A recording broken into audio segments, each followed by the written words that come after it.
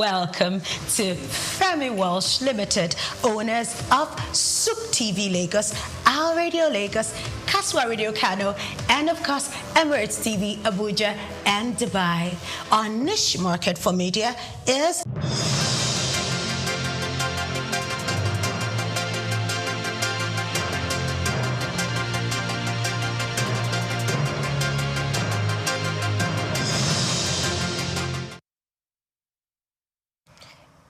A very good morning to you and welcome to the news at 8 a.m. Update on Sook News Television. I am Omivi Idolo. Let's begin. Capital importation into Nigeria's banking sector surged to over $3.1 billion in the first quarter of 2025, according to data released by the National Bureau of Statistics on Tuesday. NBS data also showed that the manufacturing sector lost $62 million in capital importation in the first quarter of the Bureau. However, stated that the capital importation into Nigeria rose significantly to $5.6 billion during the review period, representing a 67.12% increase compared to $3.38 billion recorded in the corresponding period of 2024. The report also showed that capital inflows increased by 10.86% quarter-on-quarter from $5.09 billion reported in the fourth quarter of 2024, indicating a positive trend in foreign investors' confidence during the opening month of the year. In the banking sector, it noted that the total capital imported into the industry during the period stood at $3.13 billion, representing 55.44% of Nigeria's total capital inflows of $5.64 billion for the first quarter of 2025. This marked a significant increase from the $3.38 billion total capital importation recorded in the same period last year, reflecting a year-on-year growth of 67.12%. The federal government has announced plans to revive Nigeria's cocoa and oil palm sectors as part of a broader strategy to empower micro, small, and medium enterprises, MSMEs. Vice President Kashim Shettima revealed the plan during the 7th edition of the National MSME Clinic in Ondo State, stating that President Tinubu has ordered the planting of 100 million oil palm trees nationwide. He emphasized that MSMEs are vital to job creation, poverty reduction, and economic prosperity, accounting for 90% of jobs in Nigeria. Shettima disclosed that 65 MSMEs from Ondo have accessed the 75 billion Naira Federal Intervention Fund and encouraged others to leverage the platform. Governor Lucky Ayedetiwa and Ekiti State Governor Abiodun Oyebanji praised the federal effort, urging support for local products to strengthen the economy. The Oni of Ife, Oba Adeyeye Ogunsi, also called for deeper collaboration between government and the private sector to enhance productivity and national growth. The federal government is constructing 6,112 housing units across northern Nigeria under the Renewed Hope Housing Program. Minister of Housing and Urban Development, Ahmed Dagiwa, revealed this during an interactive section in Kaduna. The housing projects include 3,112 units in Karsana, FCT, 1,500 units in Kano, and 250 unit estate in Benue, Katsina, Gombe, Yobe, Sokoto, and Nasarawa. Each site features integrated road networks, water systems, solar lighting, and basic amenities to enhance livability. So far, the projects have created over 152,000 jobs, empowering young artisans and boosting the regional economy. The ministry also plans to build 100 homes in each of the 774 local government areas, expand rent-to-own options, and reduce costs through local material productions. As humanitarian support, 252 homes are on the way for displaced families in conflict-affected states.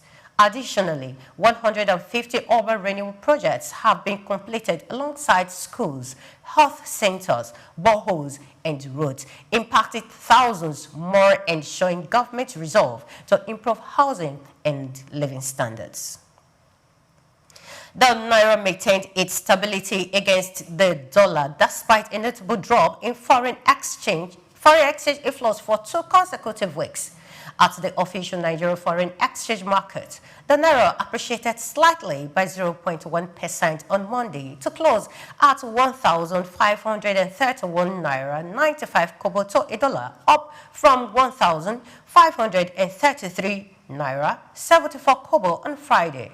In the parallel market, the Naira closed flat at 1,560 Naira to a dollar despite recent pressure that pushed it from 1,530 to 1,560 Naira last week.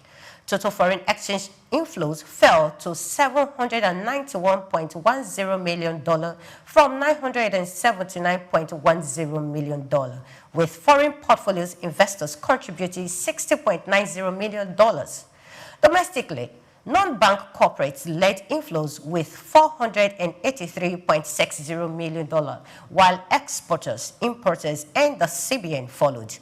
The Naira also saw marginal appreciation due to positive IMF growth forecast. Gross external reserve rose for the 4th straight week to $39.36 billion, boosting confidence. Analysts expect the Naira to remain within the 1,500 Naira to 1,600 Naira band, though weak inflows may cap for the gains, leaving the currency's strength tied closely to investors' activity and reserve growth. The major telecommunications companies have invested over 824.7 billion Naira into the network expansion in the first half of 2025, raising hopes of better telecom services. MTN alone is reported to have spent 565.7 billion Naira, a 288.4% increase year-on-year, while Airtel is also said to have invested about 259 billion Naira, marking one of the biggest investment waves in Nigeria's telecom history. The spending is fueling new 4G sites, extended fiber coverage, and a $240 million data center project. Industry players say service improvements may be more visible by 2026 or 2027 as imported equipment delays upgrades. Despite the massive investment, users remain frustrated. From Yaba Tech students to Lagos entrepreneurs, complaints include vanishing data, dropped calls, and high tariffs. This comes even as MTN and Airtel reported 2.53 trillion Naira in the first quarter of 2025 revenue, mostly from data and voice calls. Critics say the quality of service hasn't matched the price hikes approved in January. The NCC says poor network, fast data depletion, and ATM errors top complaints, prompting new service quality rules and calls for stronger regulation to ensure consumers get value. Asian shares slipped along with Wall Street on Wednesday after weak U.S. data highlighted the damage tariffs were having on economic activity earnings, while the dollar struggled with a drag from low bond yields. U.S. services sector activity unexpectedly flatlined in July. Data showed on Tuesday, employment further weakened and input costs climbed by the most in nearly 3 years, underscoring the impact from President Donald Trump's tariff policy. Second quarter earnings result also revealed pressure from Trump's tariff wars. Taco Bell parent Yum Brands missed expectations as steep trade duties dent consumer spending, while Caterpillar warned that U.S. tariffs would cost it up to $1.5 billion this year. Many thanks for watching. Do well to follow us on our social media platforms at Sook News Television. Sook News, Sook Business Landscape comes up right after this. I am Omivi Idolo.